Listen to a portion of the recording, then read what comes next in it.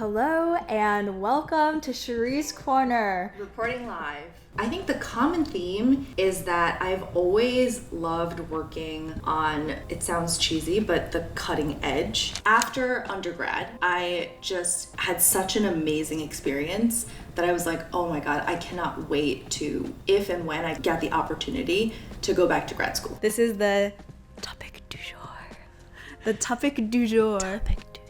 Most people that I spoke to, especially people who had not gone to grad school or business school, their feedback was, oh, like, why would you go?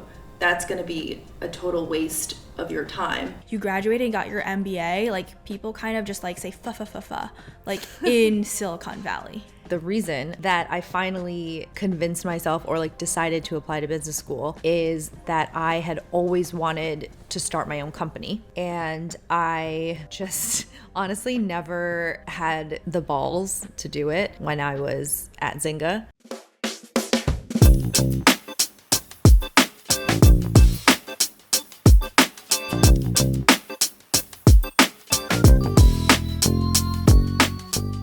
Welcome to Cherie's Corner, a podcast where we dive into the topic of career and hear from my friends and guests who are killing it in the business world, so we learn from their lessons, their wisdoms, and their mistakes. I'm your host, Cherie. I graduated from Stanford's business school around 2 months ago, and previously I've experienced working in tech and venture capital. In this episode, I get to interview my sister, Jean Liu. Jean is the co-founder and managing partner of Sunbird Ventures, a fund led by 2 female AI tech execs investing in novel AI applications. As a former Snapchat head of product with over 50 AI patents, Jean operates and invests in the intersection of creativity, tech, and business. Now, Jean and I are co-founders for the very first time of our own business, Double Chi. Our vision is to empower 1 billion people, to educate and to help them by being the internet's career mentors and big sisters. Jean and I have a podcast called Tiger Sisters Podcast, and you should totally follow us if you don't already on YouTube and Spotify. In addition to being a badass leader in both tech and business, she is my best friend in the entire world. This is such a good episode, and I'm so excited to share it with you. Let's dive in. Hello, and welcome to Cherie's Corner. Reporting live. This episode is with my older sister, Jean, and I'm so glad to have her on this podcast. Finally. Great to be here. For every podcast episode, I give my guests an opportunity to ask me any question they like, hardball, softball, ask away. Okay, so I'm gonna start with a real hardball. Okay. I hope that's okay with you. Yeah. What is your favorite cat meme? Since you are the receiver of like 20 cat meme videos from me every single day, this is actually kind of hard for me to answer. I love... Like I said, hardball. Right, hard question. There's this meme of these 2 cats that are in conversation with each other, and one cat is like... and the other cat is like... I love that one. But that one's my favorite. I feel like it can be used in many different scenarios, and I like that it's a conversation between 2 cats. Question number 2. What is one of your favorite companies these days, and why? When I think about this question, I think about the like products and things I use every single day. Most recently, I've been obsessed with this makeup company, this beauty company called Tower 28. Oh, yeah, I like their stuff. Yeah, I met the CEO and founder last year. Her name is, or 2 years ago, her name is Amy. So it's an Asian American founded beauty makeup brand, and I love their beauty products. Like, huge stan of their mascara, their blush, which I've gone through like multiple rounds of them. I've also gifted you one of those before for like Christmas. Also their lip glosses, I love it. Their makeup is like vegan, cruelty free, like natural, and then also it's like super inclusive. I love what they do with their marketing, making sure that like women of all different skin tones and skin textures are included, so you can see how the makeup sits on their skin. Amy's doing a fantastic job. I love the product. This is not like a sponsored post or anything. Yeah, not an ad. Not an ad, but just love what she's doing. Just and buy their stuff. Keep on keeping on, Amy. You rock. Yeah, I remember actually that event, her kids were there, remember? Yeah. And she had her kids like going around giving out the like mini versions of their lip gloss to everyone. And they were so cute. It was like a whole little, it was very like small business, like very like family business Yeah. kind of vibes. and loves supporting like female entrepreneurs and women-owned businesses. And the fact that she like brought her kids and had them like giving out lip glosses at this event, it was just like you could see her not only as like a boss ass entrepreneur, but really like as a whole human being with like a family. It was cool. What is a favorite piece of art right now? Doesn't have to be all-time favorite. And why? So an artist that comes to mind, her name is Louise Bourgeois. She is a woman artist and she's a sculptor. And recently we saw one of her spider sculptures, which she's super famous for. We went to a vineyard in Sonoma called Donham Estate, and they have one of her spider sculptures, and it's absolutely gorgeous the way it takes up a space. And it has a special place in my heart because I've actually seen her work in multiple different geographies and also at different points in my life. So whenever I go visit an art museum and I'm like, oh my God, there's a Louise Bourgeois exhibit here, it feels like I'm visiting an artist who I have a connection with, and she's traveling with me as I'm, you know, moving about in different parts of my life. So I first saw her artwork in 2017 in SF MoMA. And then recently in 2023, I saw again her large spider sculpture when I was visiting Sydney, Australia. And so I'm just like, oh my God, it feels like she's following me or I'm following her. So it kind of feels like a weird relationship I have with this piece of art. Yeah, it's like art as like a marker of your life. Well, thank you for those 3 questions as like a warm-up. We'll dive into the podcast. Okay, Jean, so for the audience members who don't know you yet, could you please introduce yourself? Sure. Hi, my name is Jean Liu, and I am a tech exec, investor, advisor, and now founder again. So with all these different roles, could you dive into the first one and talk a little bit more about your experience being a tech exec? Yeah, sure. So I've been in tech for the majority of my career, over 12 years, and most of that time was spent at Snapchat, where most recently I was the head of product for augmented reality shopping. And before that, I worked on Farmville at Zynga in San Francisco, also in product. And before all of that, I had in a previous life, I was an investor, where I worked at Goldman as an investor in the alternative investments and management selection group, which was public equities, fixed income, like long only funds, hedge funds, private equity, like kind of all of that. And our clients were sovereign wealth funds, endowments, some family offices. Kind of in between those two, I had a stint as a founder where I started a company called Outdoor Pass, which was a community-based marketplace where you could discover and do local activities with the community. And I also had a stint at MBA Ventures, which is the seed and pre-seed stage venture fund, where I was an associate. It sounds like you've had a pretty non-linear path to where you are today with all these different experiences, these different professional chapters of your career.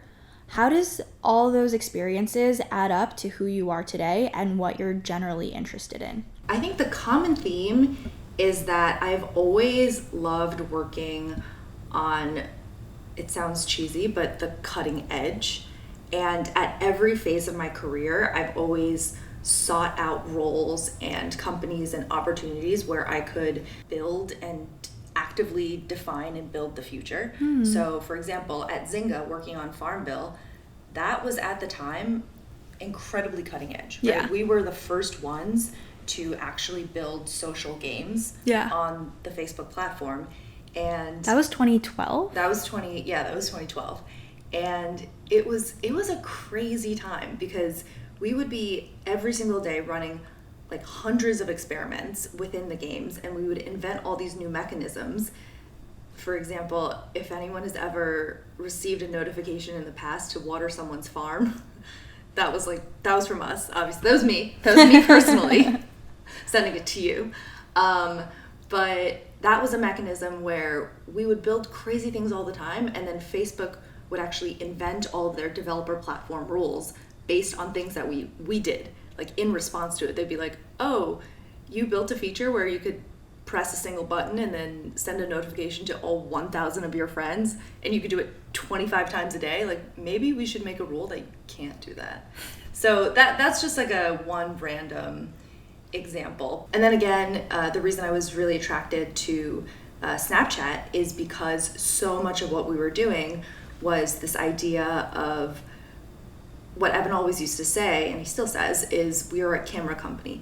And that was back in 2017, and nobody knew what we were talking about, especially not the public markets, right? But the idea of what we call compute overlaid on the world, that was so like far out at the time, but it was also so clear to us, the people that worked in the company, and we were just working every single day to define and build that future, which is one that I still really strongly believe in.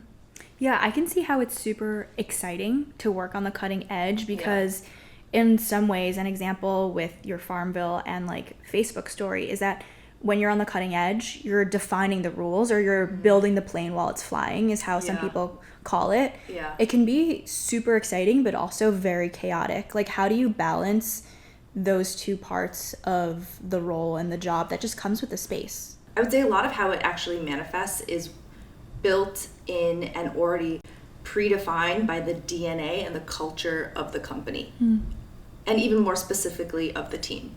So at Zynga, the company motto was actually be your own CEO.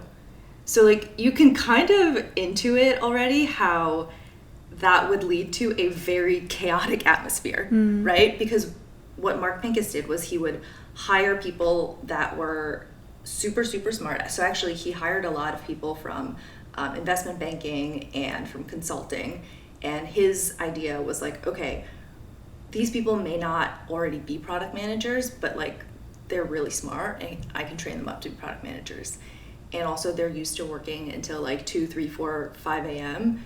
And so like if I just make them work until 1 a.m. and like give them a ping pong table, they're gonna think this is like the best job in the world. That's smart. Yeah, so he's a smart guy. He's really smart.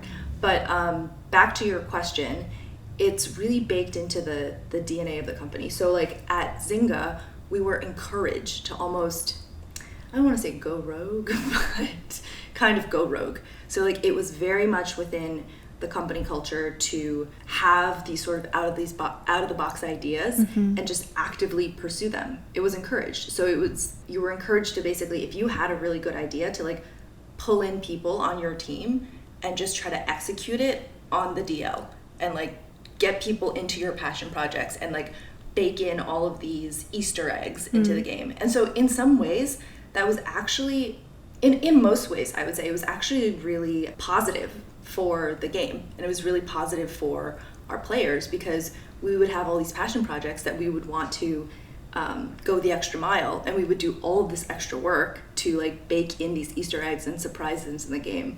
Like one of them that comes to mind was this, like an animator on my team wanted to bake in this like really special extra like VFX and like animation into this like prize bunny that we had made, and like we went, all of us on the team like went so out of the way to like make that happen, even though there was no like real monetary value to it, but the value of it was providing that extra delight to the players, where maybe like 20% of them would discover that Easter egg and they would be like have all that more like love for the game, love for their farm, and just like general enjoyment and delight in their lives. I kind of took this in a different direction, but yeah. Yeah, and also, I mean, in that way, it's all the delight that you bring your customers is going to help them stay for much longer. If they're happier, you can retain them for much longer. Exactly, and it's actually funny you say that, because back to your original question, the sort of culture and premise of allowing your team to pursue these, I feel like Google calls them like 20%, what is it, like 20% projects or like 15% projects. 15% projects. It also keeps your team engaged, right? To know that they can also have these ideas that they are allowed to pursue on their own is also a really powerful team building and like agency building too. Agency building, retention building mechanism. But back to your point, it's the balance of having people and having people pursue these things, but still having the primary goals of the business in mind. Totally. I remember playing Farmville when I was like 13 to like, I don't know, 16. And it was like all the rage where like you created your own world. You got to dress up your character. Yeah. You got to collect animals and grow your farm. That was actually one of my passion projects because obviously you know I love fashion. I love fashion, FYI. And so one of the passion projects that I did was I made this whole collection of clothes for the avatars to wear, and people could buy them. And most of them were modeled off of my own wardrobe, and I like convinced the artists to do it and like execute this project for me. So that was my like passion project that I got to get into the game. Your 15%. My 15%, yeah. And it made money. So in between your time working at Zynga and your time working at Snapchat, you did spend 2 years at HBS, at Harvard's Business School. Could you talk us a little bit more about that decision in why you wanted to apply? And we can go more into details about your experience there after. Yeah, sure. So why I wanted to apply, after undergrad, I just had such an amazing experience that I was like, oh my God, I cannot wait to, if and when I get the opportunity to go back to grad school, to go back to school.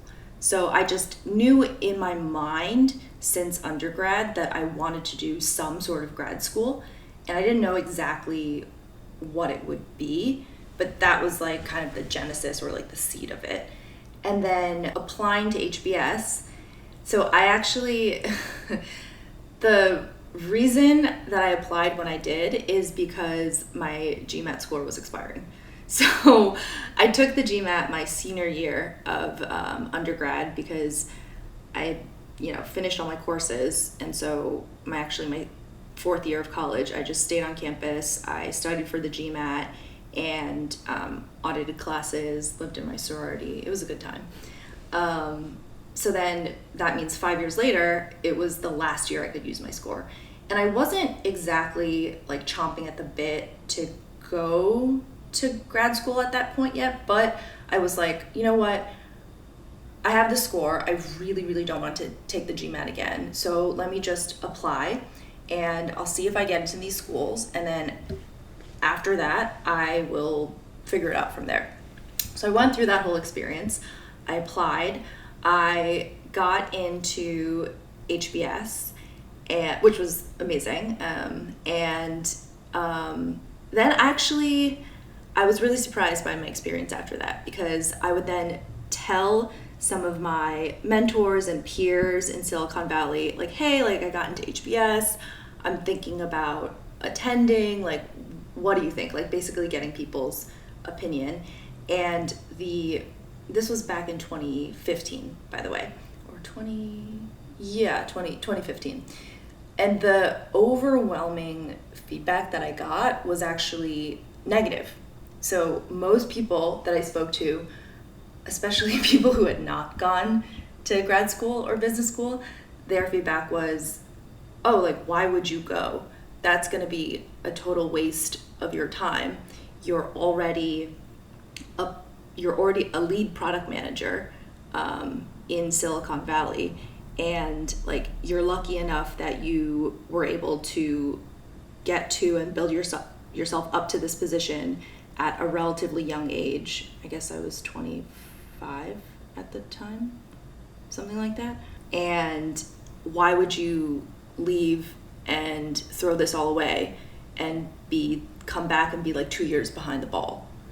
So I was actually pretty surprised by that reaction. But on the flip side, I did talk to some people, some like mentors of mine who had gone to HBS, and they were like much further along in their careers. They were like in their 40s and maybe even 50s. And they said to me, like unequivocally, you should go. You have to go. It's an amazing opportunity, and it's one of the best things I've ever done in my life and for my career. And specifically, I remember the CMO of Zynga, who was a woman at the time, she said to me, you should definitely go, because as a woman, and of course she's like, you know, a generation before me, she was like, after I got my MBA at HBS, like I never had to deal with people questioning my like default intelligence anymore, or like questioning my authority, like right from the get-go. That's really powerful. Yeah, it was much more what I got from them was like the long-term thinking, and the fact that these people, what they conveyed to me was that like, hey, maybe like you'll be behind in your career if you choose to come back and do product for like the first year you come out. Like, yes, I guess you would have lost those 2 years, but if you think over the fullness of time in the course of your career, going to HBS has just sort of like augmented that and brought us to places that we never thought we would be over the last like 20 plus years. I know that was 2015, but I feel like that sentiment of business school or MBAs is still really prevalent in Silicon Valley, especially when a lot of the genius boy-girl founders have dropped out of college and have found great success not having had, you know, a college degree and or higher education. So I think a lot of the times in Silicon Valley, that type of like path is celebrated. Being like the genius dropout. Yeah, and not needing like a business school education, and like, hey, you graduated and got your MBA, like people kind of just like say fa like in Silicon Valley. Yeah, I mean, I do think it's much less than 10 years ago, but also because of that sentiment, because that was the prevailing sentiment, that's why, remember when you were in undergrad, I was like pressuring you so hard to do computer science. Yeah. Because I saw in my experience like how my career opportunities in tech were limited at the time because I didn't have a computer science degree, even though like I had a fully functional understanding and like all the other requisite skill sets. And you can obviously be a fantastic product manager without having a computer science degree. I would say depending on the industry and the product. Yeah. It's been super helpful to have a technical background when going into conversations with engineers when I worked in product, and like non-technical product managers can definitely get up to speed, but I think just like in the back of like engineers or like technical people's minds, like there is some sort of bias that exists. Yeah, of course. And it's just having the benefit of the doubt and having engineers view you kind of as a peer and being like, oh, she knows what I'm talking about, or she knows what she's talking about. It's almost like going back to what the CMO of Zynga said to me at the time about how like, yeah, if you go to Harvard Business School, then people will never look at you or as a woman and question your credentials. It's the same for you. Like because you have a computer science degree from Columbia, your engineers weren't questioning your credentials when you questioned them and been like, well, actually, why are we deciding to build it this way? Like, I actually know that like if we structure it this way, I think it's going to be more efficient, right? Versus like when I said that, there was more pushback to me, even if I did know what I was talking about, right? So I'm happy for you.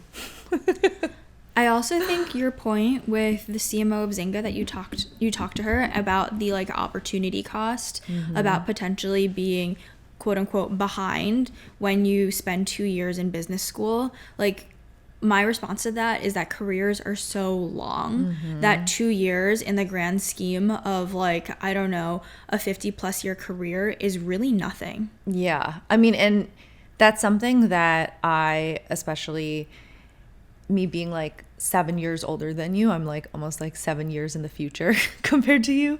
It's something that I'm realizing now almost like even more than I'd ever, like I feel like I understood that conceptually, but now I feel like I'm living it because now I'm in a place where, you know, I am pursuing this entirely new career and I'm doing it with you, and it's in an industry that honestly I never thought I was going to work in, but I do feel like I am so much better prepared and I'm so much more confident taking this on because of all of my experiences leading up to this, which some might consider to be adjacent to, I would say, like media and like the industry in Hollywood, but so many of those skills are applicable. Honestly, I think going to business school for the both of us, and let me know if you agree with this statement, but like it's learning a mindset and different frameworks to attack problems independent of whatever industry you find yourself in. Like if we found something that was really interesting in like the climate space or in like finance that we wanted to tackle, like yes, there's a baseline of like information you would know to go into that space, but I feel like with the iteration mindset that we have, the resilience, the grit, the like frameworks of like never giving up and like knowing who to contact and like being hustlers, I don't know, I feel like I got a lot of that from business school. What do you think? And and if you don't agree, I would love to hear why, because maybe our business school experiences might have differed in that way. For me, business school is longer ago. It was 7 years ago or something like that. No, more. Anyway, it was longer ago for me. So no, 7 years ago. Yeah, 7 years ago when I graduated. So I feel like more of my experiences since then have been what provided me with like the grit, the tenacity, the ability to speak up and sort of like push my opinion in most situations. But I do think for me, it was less so like business school classes and curriculum specifically, but it was actually more what I did at business school, which I forgot to get into in your previous question. But so the reason that I finally convinced myself or like decided to apply to business school is that I had always wanted to start my own company. And I just honestly never had the balls to do it when I was at Zynga. Like I didn't have the balls to just like quit my corporate job and just start the company on my own. So I basically viewed HBS and business school as 2 risk-free years where I was like, you know what? I'm gonna go to business school. I'm going to be like a very average student and not try to be excel in my classwork. And I'm actually spend most of my time starting and building a startup. And then I like mapped out this entire like timeline for myself. And I'm like, okay, these are my milestones that I'm going to try to hit by X point. I'm going to spend my business school summer working on my startup full time. And then I'm going to get it to a place where by the time I graduate, I'm going to raise money and I will have graduated, you know, having raised money for the startup. And then after that, work on it truly full time and do that for the next like 5 to 10 years of my life. So that was my grand plan going into business school. And that was almost in a way how I like justified it to myself in response to all of the haters and all of the feedback that I got of like, oh, if you go to business school, then there's going to be a massive opportunity cost for you. So I was like, you know what? Actually, there won't be, because I'm going to be doing something that I had wanted to do for a long time and like was never able to, or just had never done. So it was an expensive 2 years of experimentation, but it was totally worth it. But the reason I thought of that is because you were talking about how at business school you felt like you gained all these skills of like resilience, grit, like etc. I feel like, yes, that is true for me, but I actually got most of that through working on the startup. Yeah.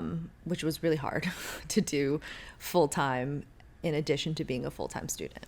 Yeah. And then it's so funny. Yeah, I guess you did graduate from business school from Harvard 7 years ago. Yeah. And then I graduated like effectively like 7 days ago from Stanford. So that's kind of funny that we have that juxtaposition, because you're able to see like you said, 7 years into the future of what I could be in like a similar path, because I've never really thought of it in that way. I guess obviously it makes sense. You're my sister and we have pretty similar career paths because I copied you.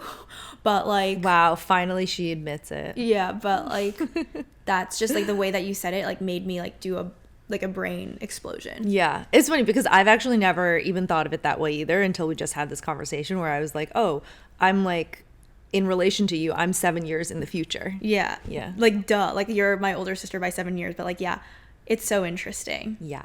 But now we're working together Oh my gosh, we are.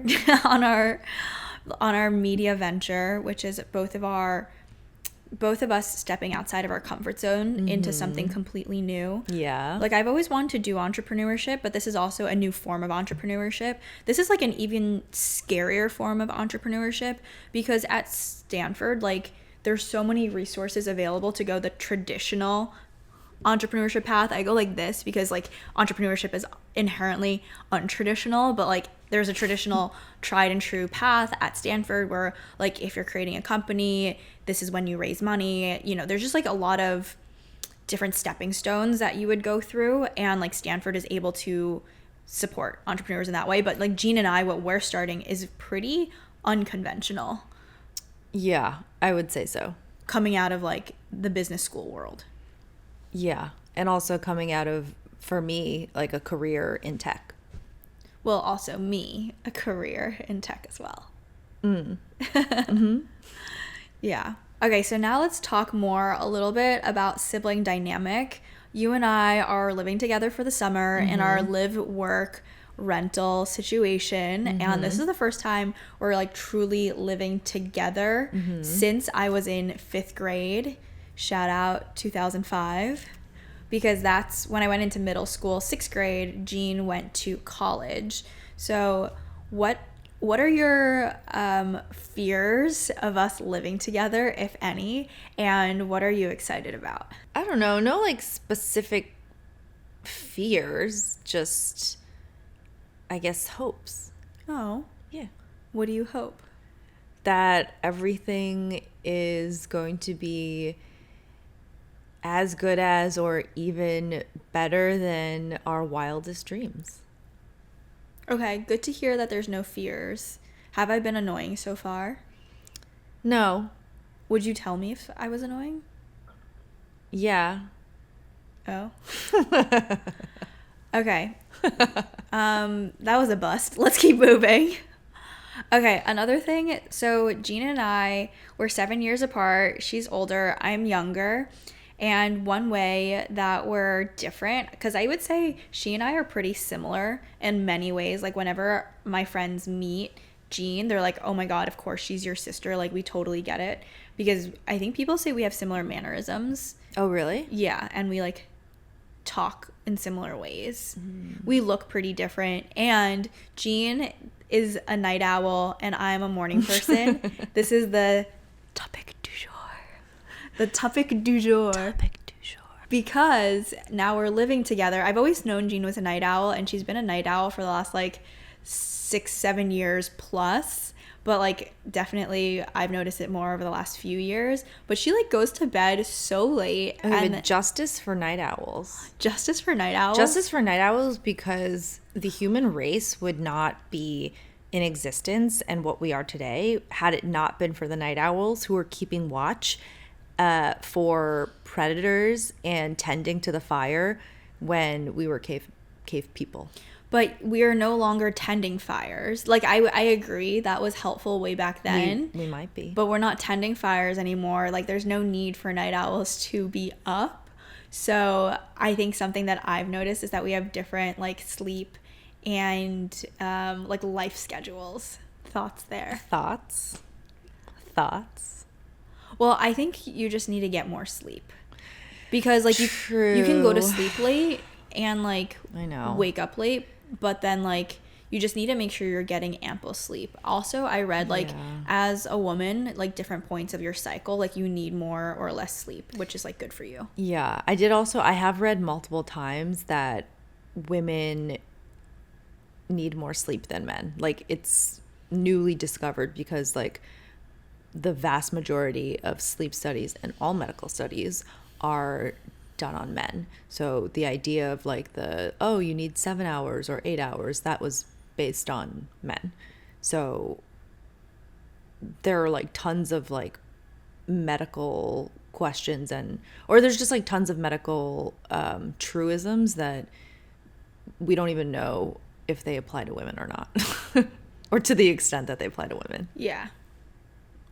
But yeah, you're right. I do need to get more sleep. I think that is my number one area of improvement. Yeah. It could be like your number one goal for the year or for the quarter or something is like different ways to like track your sleep. I'm so glad that you got the Garmin because now you're able to at least have like quantitative ways to see your sleep score, which you end up totally ignoring for the most part. No, I don't ignore. I don't ignore, but it's just low. Yeah. What am I going to do? I mean, yeah. So, okay, well, I'm open to anyone's suggestions or their, best practices that they've built up, especially if you would consider you yourself to be a night owl. And specifically, I think my natural sleeping time is like 1 a.m. or potentially even later, like 2 a.m. Yeah, honestly, it's probably 2 a.m. because my like joke with Cherie and my close friends is that my most active hour is midnight. And I literally get like a crazy burst of energy at midnight. And I feel like that's when my like true personality comes out. Like she starts dancing. Yeah. Like crazy dance moves at midnight. Yeah. Where like if I'm up at midnight still, which is like, I would say in my natural cycle, pretty rare. Yeah. Then I'm just like, what are you doing? I'm about to go to bed. For me, I would love to go to bed at like 10:30. Like that is the ideal time for me if I'm being like my peak self. Yeah, so you guys are getting a muted version of me. We should re-record this at midnight and then you can see my real personality. And that's when I would be asleep. Okay, yeah, so my request is if you are someone who would relate to like your natural sleep time being 2 a.m.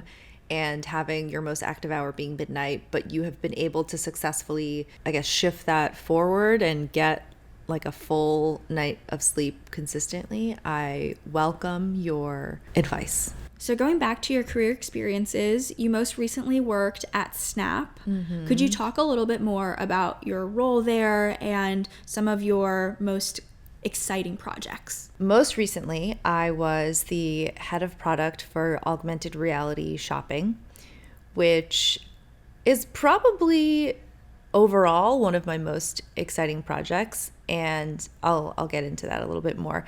But prior to that, for about like half of my career at Snap, I mostly worked on the AR monetization side or augmented reality monetization.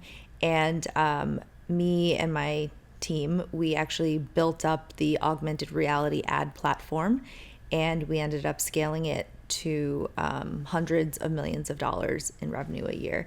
So that in itself was a very rewarding project because it was kind of a combination of a lot of things. So like we were inventing essentially an entirely new ad format, like that had never existed before in the world, right? And so not only were we inventing it, we were making it accessible to customers, which were brands and retailers, etc.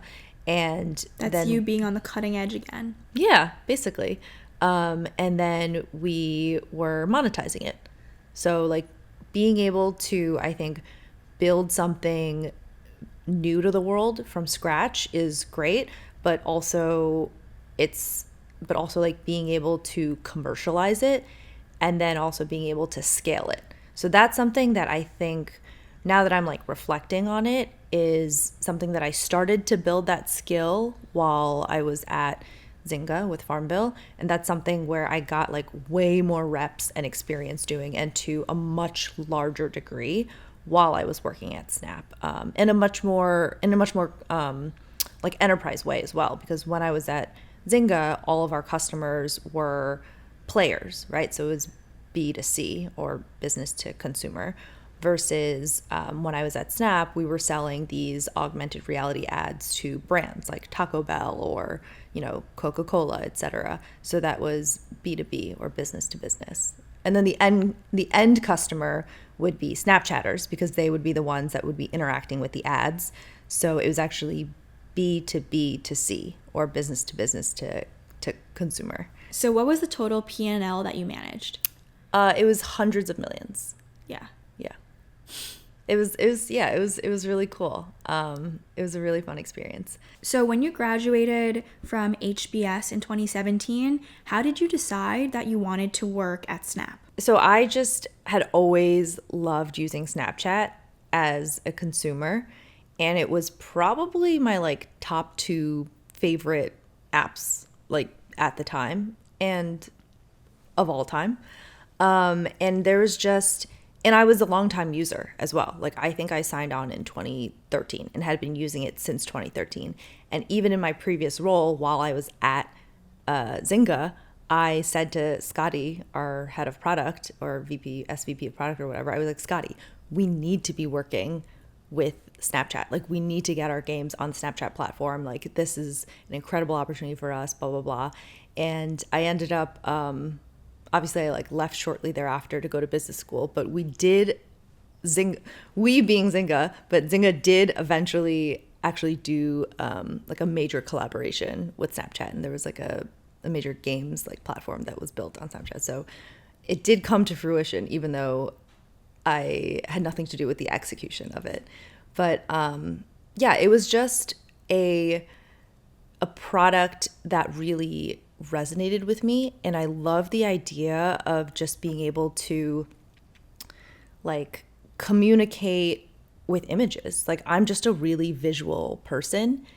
And I would say was more not like self-conscious, but like I didn't feel as comfortable as I think you historically did. Like growing up, you're more of a millennial or like on the cusp of Gen Z with like putting myself out there like in perpetuity. So I just like really like the ideas of like being able to like communicate with images, but not necessarily like posting. Mm-hmm. So yeah, and there were just so many other features about it. Like I could just tell like through using the product that it was a really innovative company.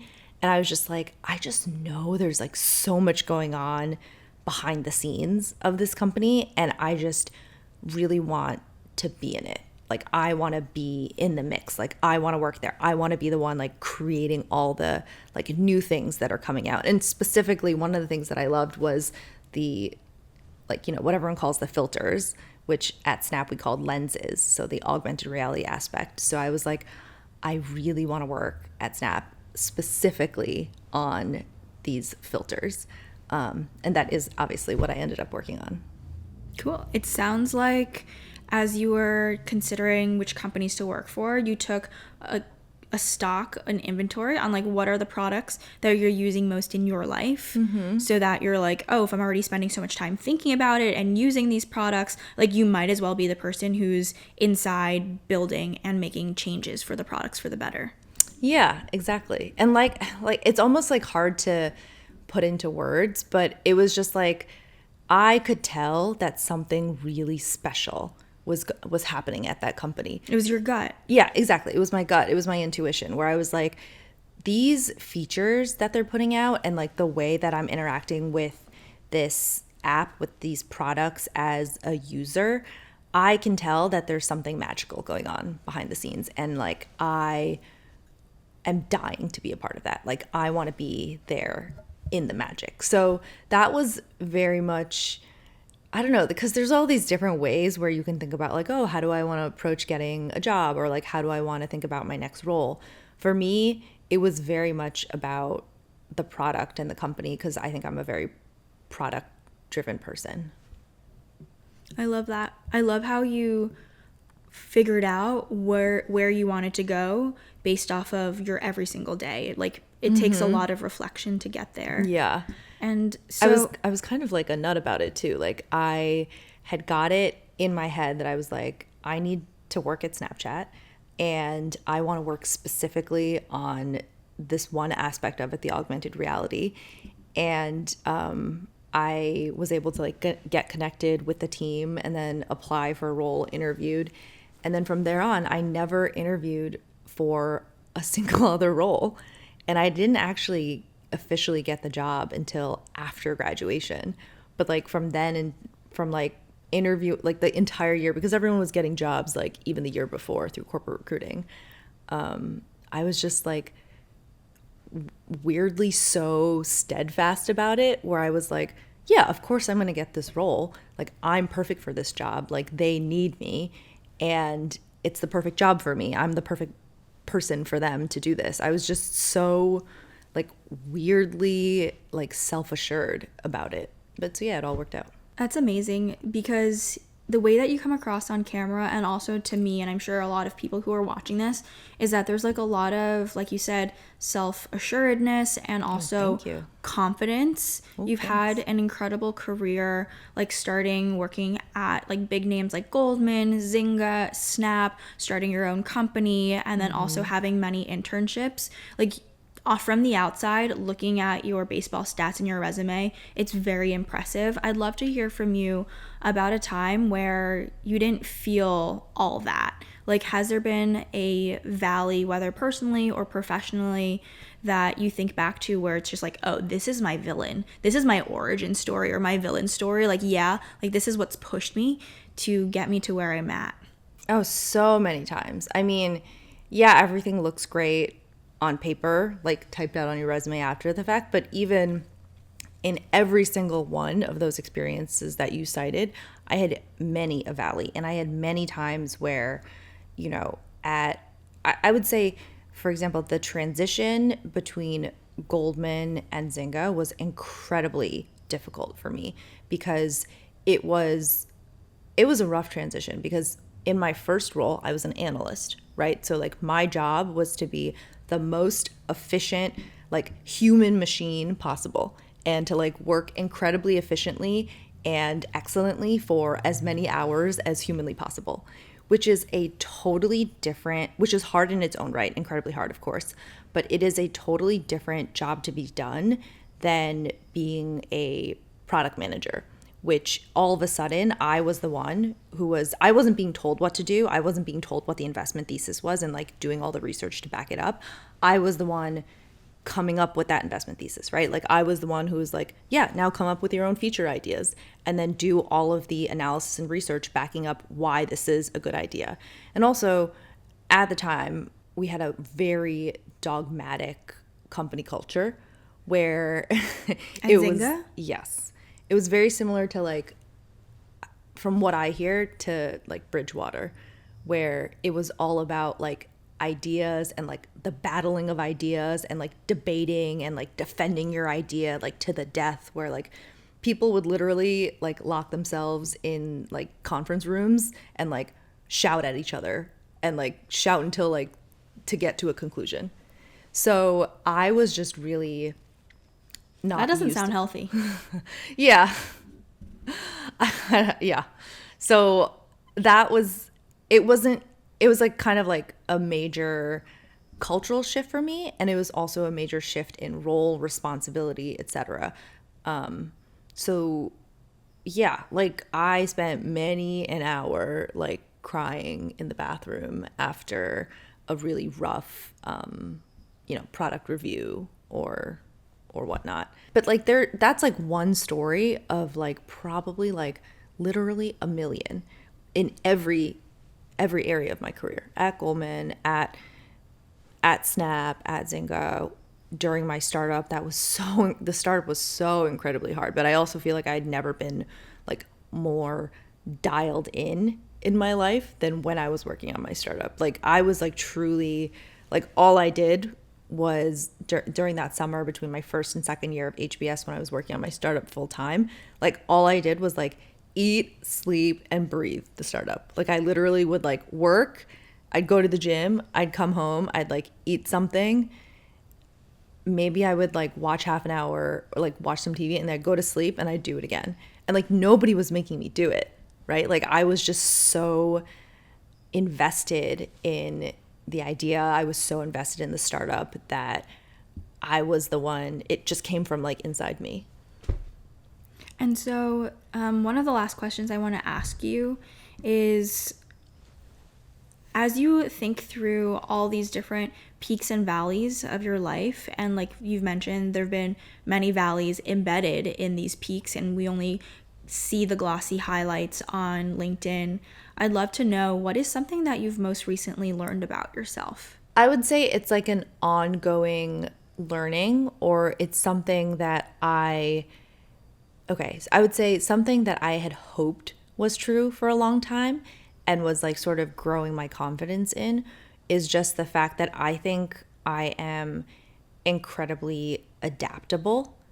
And I think that not only my skill set, but like my like superset of skill sets is that I can take my existing skill sets and apply them to many different industries and apply them to many different problems, opportunities, etc.